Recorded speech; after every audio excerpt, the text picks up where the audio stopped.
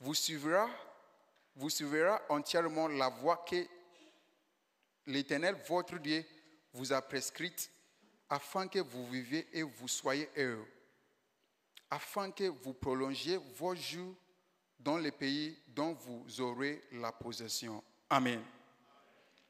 Ce matin, je nous parle de la loi de l'obéissance. La loi de l'obéissance. La loi de l'obéissance. Cet trimestre, nous sommes en train de traiter le thème « Obéir pour posséder ».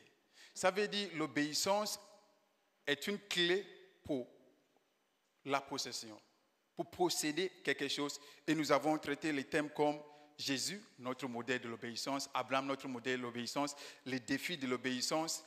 Et la semaine passée, on a parlé de comment on peut vaincre la tentation par la fidélité, la consécration et l'humilité. Et ce matin, je nous parle de la loi de l'obéissance. Dès que j'ai dit la loi, peut-être quelques-uns ont préjugé. Est-ce que nous sommes toujours dans la loi?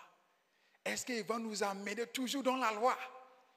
On est dans le Nouveau Testament. Pourquoi la loi encore ici? Mais je commence en posant des questions. Est-ce que vous arrêtez à le feu rouge afin de devenir les citoyens d'un pays, ou bien parce que vous êtes les citoyens, vous arrêtez au feu rouge?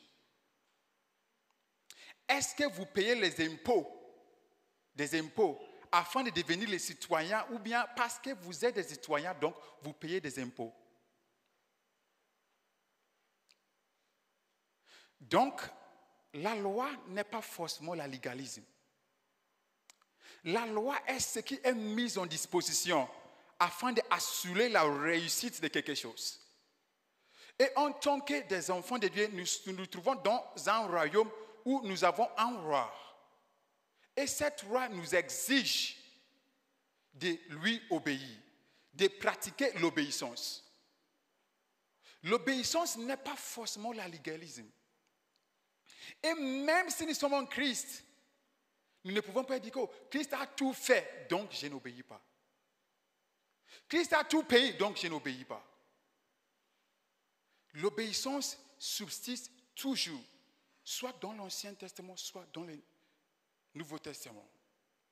Et Dieu exige de nous une obéissance qui peut apporter des fruits. Parce qu'on peut obéir sans pourtant avoir les fruits. Et l'obéissance, comme je le disais, n'est pas forcément le légalisme. Et l'obéissance n'est pas venue afin que Dieu nous mette dans une boîte où nous ne pouvons pas sortir. L'obéissance d'ailleurs est pour nous, est pour notre avantage. Dans Ésaïe 48, 17, la Bible nous fait, si vous avez obéi entièrement à ma parole, votre paix va subsister. Donc, l'obéissance est mise en disposition afin que nous possédions notre héritage. Afin que nous serons aptes à posséder notre héritage. Imaginez que lorsque Josué était avec les enfants d'Israël, ils sont arrivés à Jéricho et ils ont décidé de ne pas obéir à Dieu, mais faire ce qu'il veut. Pourquoi vous allez me dire de crier sous les murs et les murs vont tomber? C'est quelque chose qui ne passe pas. Mais obéissance qu'on a pris vaut mieux que les sacrifices.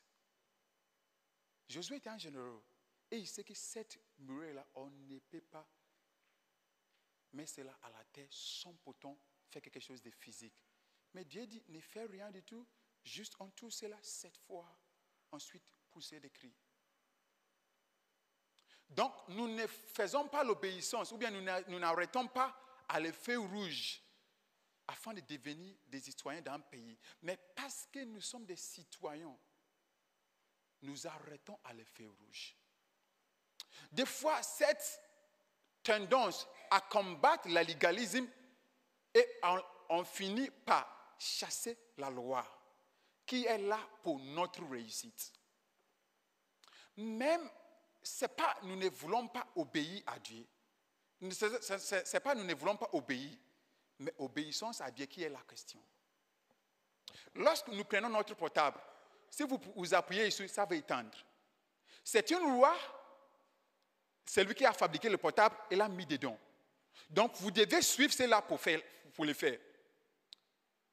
Mais nous avons fait. Ça veut dire, en quelque sorte, nous sommes en train de pratiquer l'obéissance. Mais la question, c'est l'obéissance à Dieu. Tout ce que nous avons fait jusqu'à là, c'est l'obéissance. Si vous êtes assis sur la chaise, ça veut dire c'est l'obéissance. Si vous portez ce type de vêtements pour les gens de Korah, c'est l'obéissance. Mais la question, c'est l'obéissance qui est entièrement à Dieu. C'est ça, normalement, nous avons la disposition d'être contre. Mais la loi subsiste toujours. Et obéissance est une loi qui est dans le royaume afin de posséder notre héritage. Peu importe combien je vais crier, peu importe combien je vais faire les plaintes, si j'ai la carte et je n'ai pas au guichet là-bas et je ne plonge pas, peu importe ce que je vais faire, l'argent ne sort pas. Même si je plonge et je ne tape pas le code, l'argent ne sort pas. Même si l'argent sort et je ne prends pas, je n'aurai pas l'argent. La grâce n'est pas venue pour chasser la loi. La grâce est venue afin de nous habiliter d'obéir la loi. Par exemple, alléluia, vous ne m'entendez pas très bien, mais si je dis alléluia, c'est ça la grâce. La grâce est ici pour amplifier, magnifier ce que je suis en train de faire. Le fait que la grâce, elle ne dit pas que je ne dois pas parler. Oh, la grâce est là donc. On serait ici jusqu'à la fin, sans pourtant entendre rien du tout. Mais la grâce est comme ces micros-là, qui vient afin de maximiser ce que je suis en train de dire.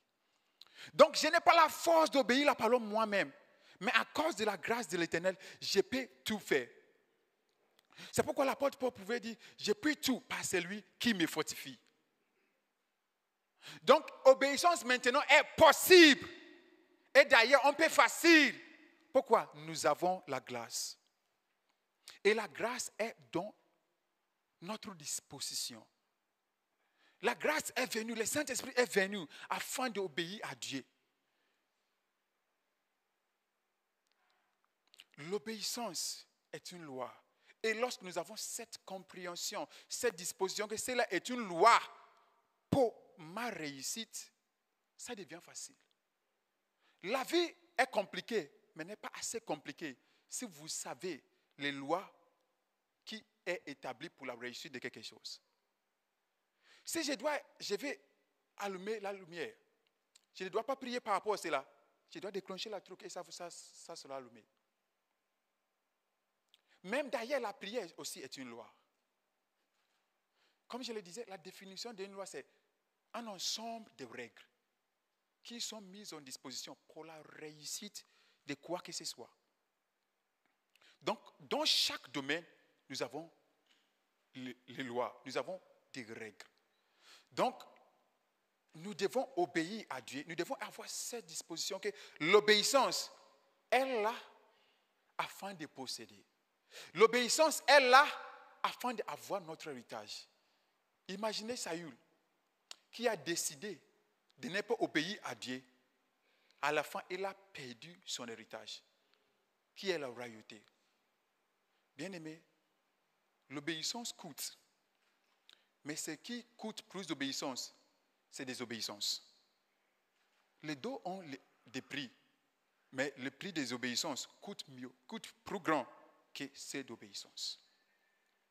Et si nous devons faire l'obéissance, nous devons avoir en disposition cette vérité par rapport à l'obéissance.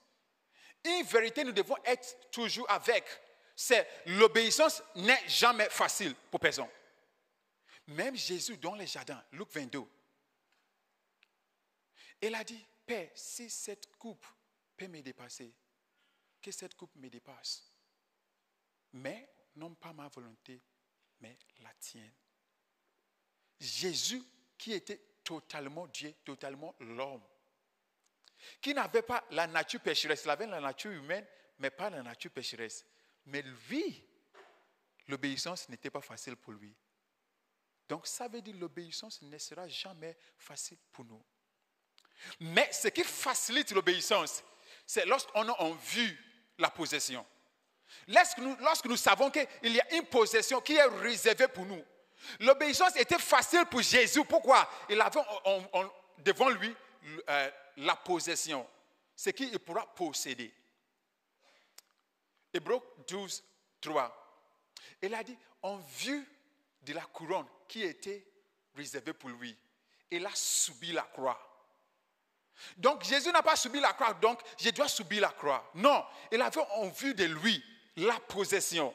De la même manière, nous aussi, nous pouvons avoir la possession en face de nous.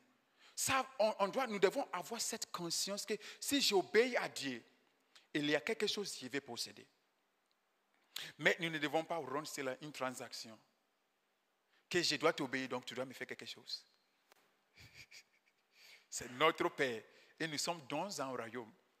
Vous n'arrêtez pas à le feu rouge parce que le gouvernement va te donner quelque chose. Vous arrêtez à le feu rouge afin que nous aurons la paix dans le pays. Celui qui n'arrête pas au feu rouge risque à perdre ou bien à causer des accidents. Donc, à cause de la négligence de quelqu'un sera mort. À cause de désobéissance, peut-être ta famille ne sera pas apte à posséder l'héritage. Donc, l'obéissance, nous devons savoir premièrement, deux choses, j'aimerais que nous savions. Premièrement, l'obéissance n'est pas facile, Luc 22. Deuxièmement, pour obéir, nous devons avoir en face de nous la possession. Parce que Hébreux 12, 3, la Bible nous fait comprendre que Jésus, en vue de la couronne qui était réservée lui, il a subi la croix. Donc, si vous pouvez subir la croix, ça veut dire vous avez quelque chose en face de vous. Et il a dit, suivez, il a dit, regardons à Jésus. Et regardons à Jésus, qu'est-ce que Jésus a fait? Jésus a vu la couronne qui était réservée pour lui. Et en fonction de cela, il a subi la croix. L'obéissance est importante. Je dois obéir à Dieu. Mais une question, nous devons nous poser. Comment je peux rendre une obéissance qui est féconde? Parce qu'il y a des obéissances qui ne sont pas fécondes. Parce que certaines choses ne sont pas prises en charge. Si je dois acheter quelque chose au marché là-bas, et c'est 20 dirhams et j'ai 19 dirhams, la personne ne me donne pas.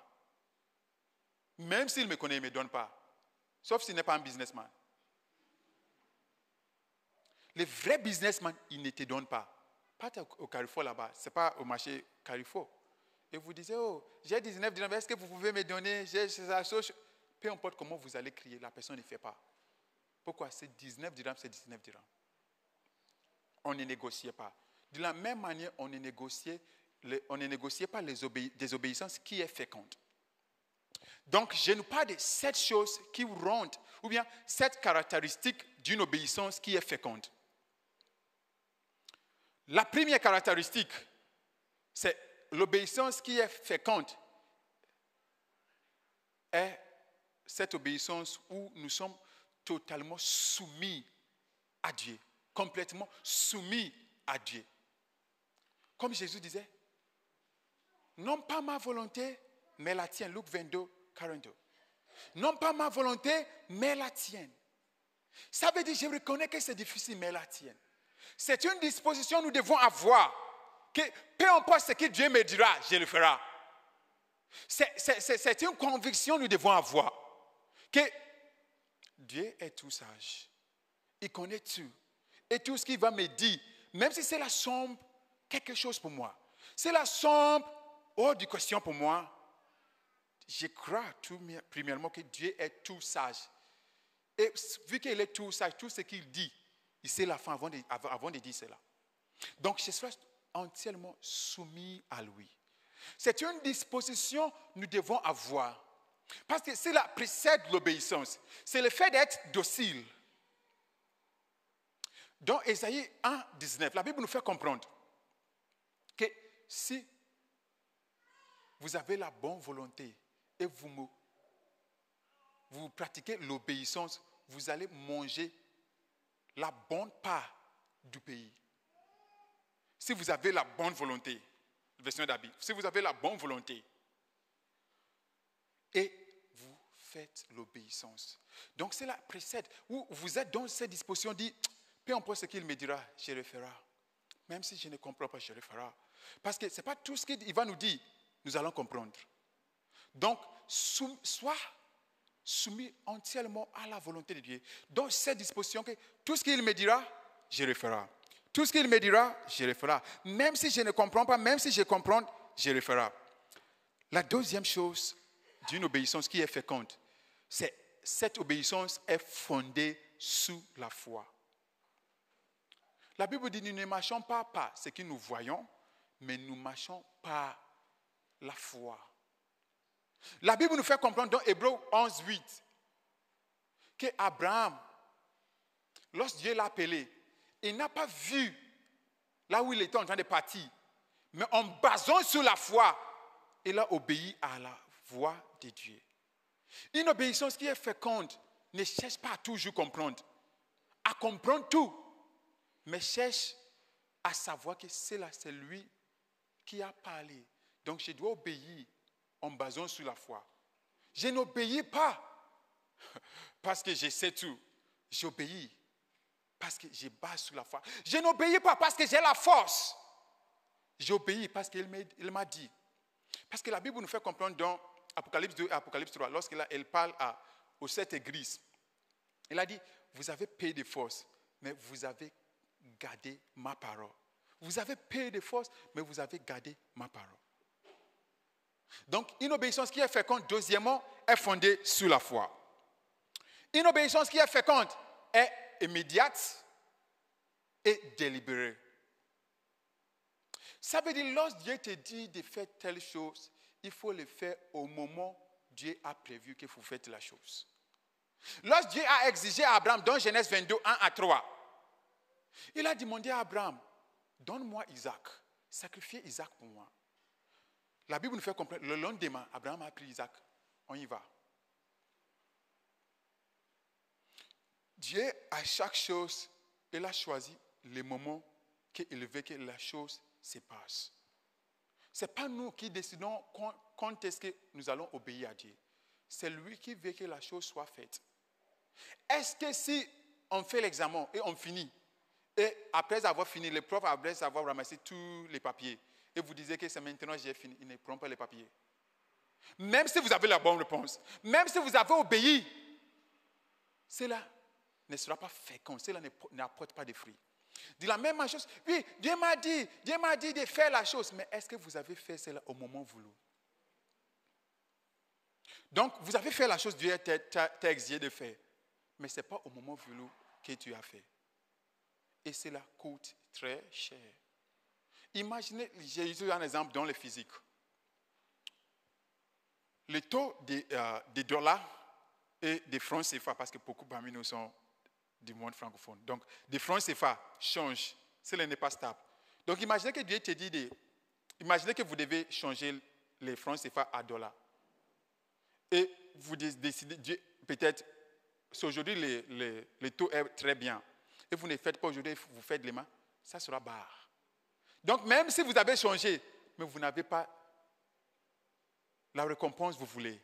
De la même manière, peut-être ça va manifester, mais ça ne manifeste pas comme vous voulez.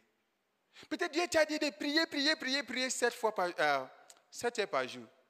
Vous avez choisi de faire 1 heure parce que vous pensez que vous n'avez pas le temps. Vous allez rester toujours un pasteur au quartier. Parce que c'est une ordonnance par lui et vous devez le faire. Et chaque chose Dieu parle, cela devient une loi pour toi. Lorsque Dieu parle, cela devient une loi. Quatrièmement, une obéissance qui est féconde vient du cœur et non pas légaliste. Oui, je dois faire parce que si je ne fais pas, Dieu va me faire telle chose. Non. Vous devez avoir cette disposition, comme on a dit dans le point 1. Que peu importe ce qu'il me dira, je le ferai. Et je le ferai avec tout mon cœur. Parce que c'est possible d'obéir à Dieu sans pourtant obéir à lui avec tout ton cœur. Et je nous montre dans la Bible. 2 Chroniques 25, 2. Je commence avant que le meeting me dise projette. Il a dit, Amasya est devenu le roi lorsqu'il était 25 ans.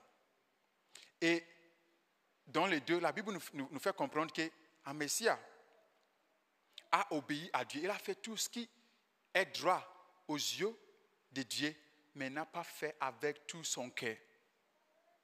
Ça veut dire on pourra obéir. Oui, je dois obéir à Dieu parce que Dieu m'a donné l'instruction à travers Pasteur Camille. Si je ne fais pas, je ne serai plus un responsable. Donc j'ai fait. Si je ne fais pas, les gens vont parler contre moi. Mais vous devez faire avec tout ton cœur. Donc si on lit l'histoire, à la fin, on voit que ce monsieur-là n'a pas arrivé là où il devait arriver. Pourquoi? Il a fait légaliste. Oui, je vais obéir. On a dit, on doit payer l'argent, je vais payer l'argent. Je vais payer l'argent. Mais avant l'argent, combien de paroles vous avez osé sur le responsable? Mais lui-même, jusqu'au point qu'il est frustré, mais il prend l'argent quand même. Donc, une obéissance qui est féconde vient du cœur. J'obéis avec tout mon cœur. Je n'obéis pas de la manière légaliste, afin que les gens sachent que, oh, moi, je suis un enfant de Dieu. Moi, lorsqu'on m'a dit, non. Une obéissance qui vient du cœur, même si vous ne comprenez pas, vous faites. Parce qu'il n'y a personne qui ne sache pas la loi de Dieu. Chacun de nous ici sache Dieu, ce que Dieu exige de nous.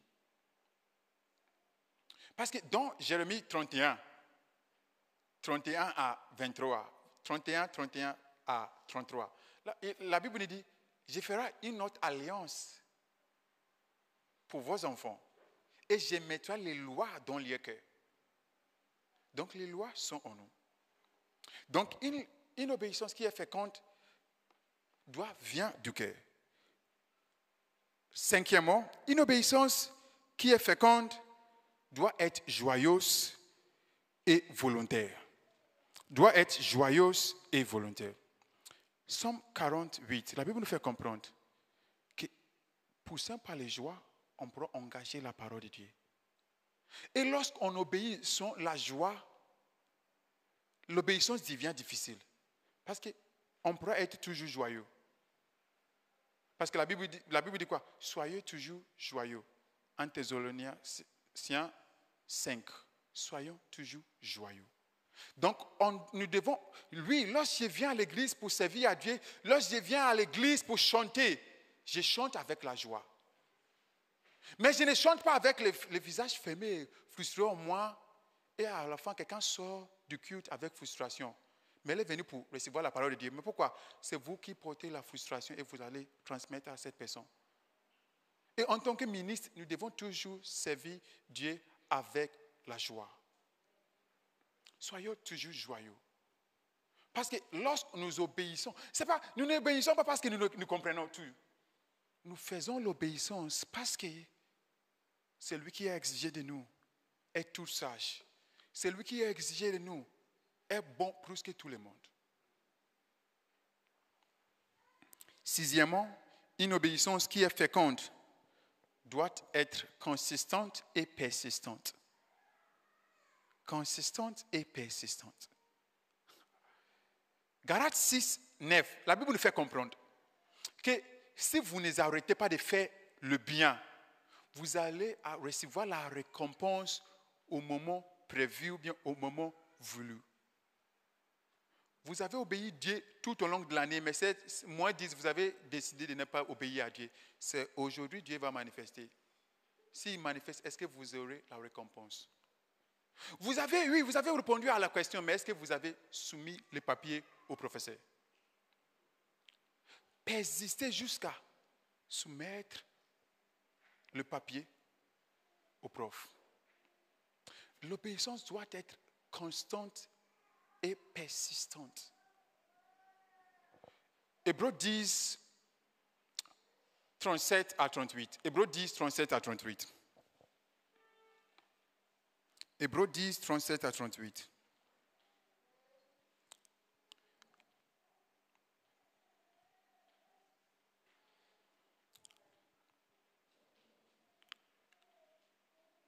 Ok, 36 plutôt. La Bible dit, car vous avez besoin de la persévérance, afin qu'après avoir accompli la volonté de Dieu, vous obteniez ce qui est promis. Ce Ce qui est promis, c'est quoi? C'est la possession. Donc, si vous voulez la possession, vous devez obéir à Dieu. Vous devez faire l'obéissance afin de posséder. Parce qu'il n'a pas dit la chose vient après, avant. Il a dit la chose vient après avoir accompli la volonté de Dieu. Mais notre Dieu est magnifique que des fois, il nous donne la chose pendant que nous faisons l'obéissance. Des fois même, il nous donne la chose, ensuite il nous dit de faire l'obéissance. Vous vous rappelez l'histoire de Jacob et Rachel? Jacob avait Rachel avant de faire les 7 ans de plus. Donc vous avez la possession, mais vous devez aussi suivre la chose afin de sécuriser la possession. Parce que même si vous avez, la banque pourra prendre son enfant n'importe quel jour, mais vous payez le prix. Certes, Jésus a tout payé, mais vous avez aussi un prix à payer. Cherchez toujours, lorsque Dieu nous parle, cherchez toujours à recevoir comme il nous amène. Et lorsque Dieu nous parle, il nous parle d'une manière, d'une révélation. Et la révélation, on ne cherche pas toujours à comprendre tout. Mais on sait que c'est ça la chose est. Et lorsque nous avons la révélation, cette révélation engendre la conviction. Et lorsque nous avons la conviction, cette conviction engendre une attente. Et lorsque nous avons une attente, nous sommes poussés à agir. Et lorsque nous agissons, nous avons la manifestation. Donc, la révélation va te pousser à avoir la conviction. Et la conviction va te pousser à avoir une attente. Et l'attente va te pousser à agir. Et lorsque vous agissez, vous allez avoir la manifestation. Donc, sixièmement, c'était une obéissance qui est féconde, doit être consistante et persistante. Le dernier point, ou bien le septième, une obéissance qui est féconde doit être complète et non pas partielle. Complète et non pas partielle. Et nous savons l'histoire parce que c'était le thème, le pasteur a traité le premier thème lorsqu'on a rentré dans ce trimestre avec obéir. Et c'était fait en Samuel 15. Et en Samuel 15, nous savons que Saül, lorsqu'il est parti, il a obéi à Dieu en quelque sorte. Mais cette obéissance n'était pas complète. Et Dieu ne négociait pas. On ne négociait pas avec Dieu. Dieu n'est pas dans les choses de négociation. Oh Père, je vais faire ça ensuite, toi aussi. Il n'est pas dans cette chose. Faites telle chose, moi je me repose. Et si vous ne pratiquez pas l'obéissance, ce n'est pas Dieu qui va sortir pour vous punir. Non, il y a des règles déjà. Imaginez que je marche comme ça et je ne fais pas attention. Si je dois tomber, je vais tomber ici.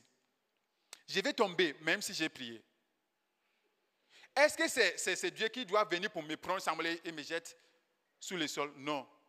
Si je décide de monter en haut et je décide, oh, j'ai prié, je vais... Il y a la loi de la gravité. Tu vas tomber. Même si vous avez prié et les anges vont te porter sous les ailes. Lorsque vous allez réaliser, le corps sera ici et vous serez à ce côté-là. C'est ça, les anges vont vous porter sous les ailes. Donc, en quelque sorte, peu importe, la parole de Dieu est accomplie. Parce que les anges ont fait leur travail. Doit être complète et non pas partielle. Bien aimé, c'est difficile, mais fais-le. C'est difficile, mais fais-le. Ne dis pas, oh, j'ai fait la moitié. Donc Dieu doit me donner.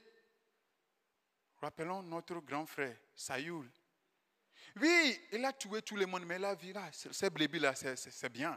Ces blébis-là, c'est bon. Donc je vais sacrifier à Dieu. Parce que est-ce que Dieu, lui-même, avant de dire, ils ne savent pas que là-bas, il y a des bons brebis là-bas.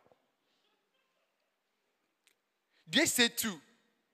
Et il t'a dit de tuer tout le monde. Mais toi, tu parles, ah, là-bas, il y a des bons brebis là-bas. Dieu sait qu'il y a des gens ici qui ont besoin de salut. Mais lorsque vous tentez de faire, Dieu te dit de ne pas faire. Oh non, là, pas. Mais peut-être vous ne retournez pas comme croyant. Parce que peut-être ta foi n'est pas assez stable pour résister à des choses qui vont venir contre vous. Parce que la Bible dit, si vous voyez votre frère qui est tombé, faites attention à toi qui vas restaurer cette personne. Galates. Donc, obéissance qui est à Dieu doit être complète. Bien-aimés, je vous assure, faites toujours une attention avec ce qui est bon et ce qui est droit. Parce que ce qui est droit n'est pas forcément ce qui est bon.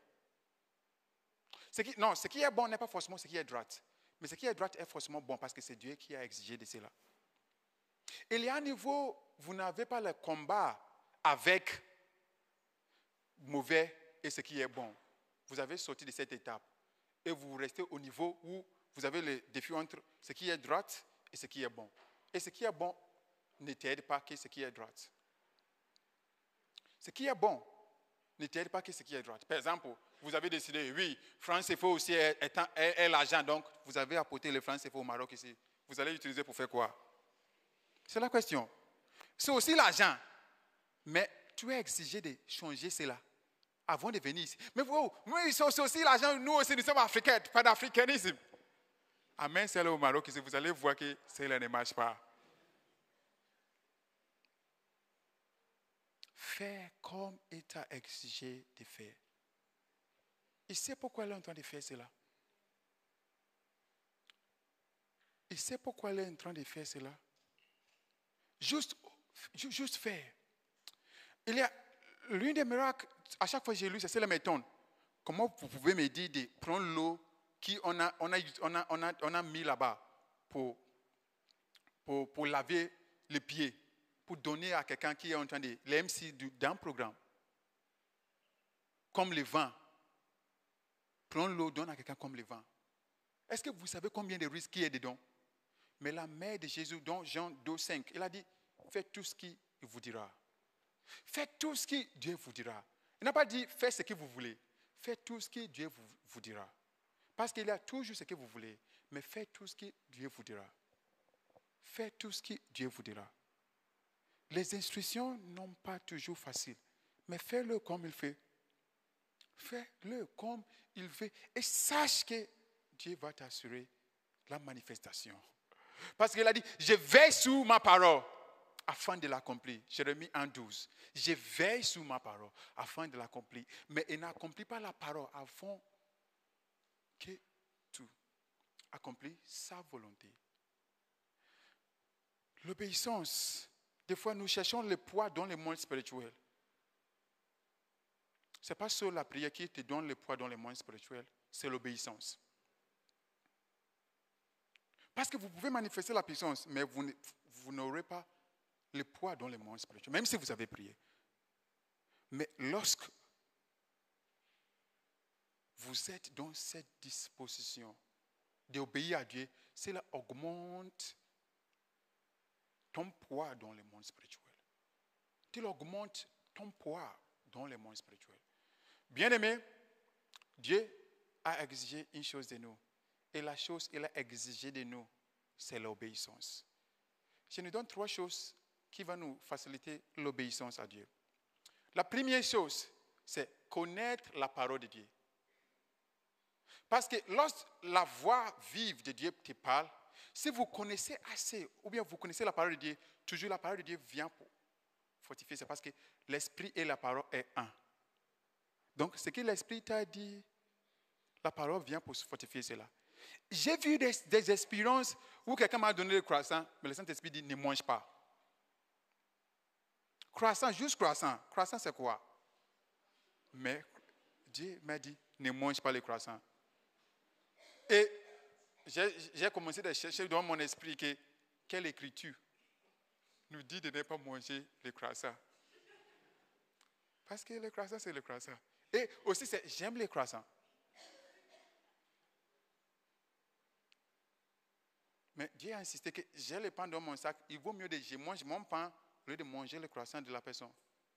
Et il m'a montré dans la Bible, en Roi 22, il y a un prophète, on a arrêté. Là, ensuite, on a donné juste le vin, l'eau et le pain. Et c'était l'écriture qu'il m'a donné pour comprendre que non, je peux prendre le pain avec l'eau, je ne peux pas prendre le croissant avec les boissons. Au plus tard, j'ai vu que celui qui me donne le croissant, il a volé l'argent de quelqu'un pour me donner le croissant. Mais au moment-là, je ne comprenais pas. Quelqu'un m'a donné le croissant. Moi aussi, j'ai le croissant parce que les pains, des fois, ça devenait très lourd. Mais imaginez que j'avais mangé l'argent là. Ah, ça sera grave. Parce que celui qui l'a volé l'argent peut maudire la personne. S'il maudit la personne, ça peut me toucher. Ça peut me toucher. Et vous ne comprenez pas. Père, j'ai fait quoi? C'est le croissant que vous avez mangé. Et encore là, puis avec la parole d'Esaïe, que des fois, il y a de la nourriture, vous allez manger, ensuite vous allez perdre ton droit de l'aînesse. Et vous ne saurez pas aujourd'hui, mais peut-être 10 ans après. Père, vous avez me dit que je vais partir ici, je vais faire telle chose. Et vous n'avez pas, je n'ai pas fait ça, ça fait 10 ans. Je t'ai dit, les smidas, vous avez mangé avec les petits là, c'est ça. Donc vous avez changé ton avenir avec les smidas.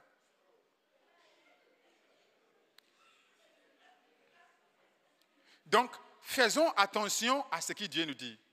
Parce que des fois, il va te dire, ne fais pas telle chose. Ne réponds pas à ces messages. Ne fais pas telle chose. Fais-le, parce que c'est Dieu seul qui sait ce qu'il est en train de faire. Parce que peut-être vous avez répondu à le message et vous avez commencé à parler avec la personne jusqu'à 3 heures du matin, mais vous devez prier, vous n'avez pas prié. Mais ne réponds pas, ne réponds pas. Mais que la personne soit frustrée, ne réponds pas.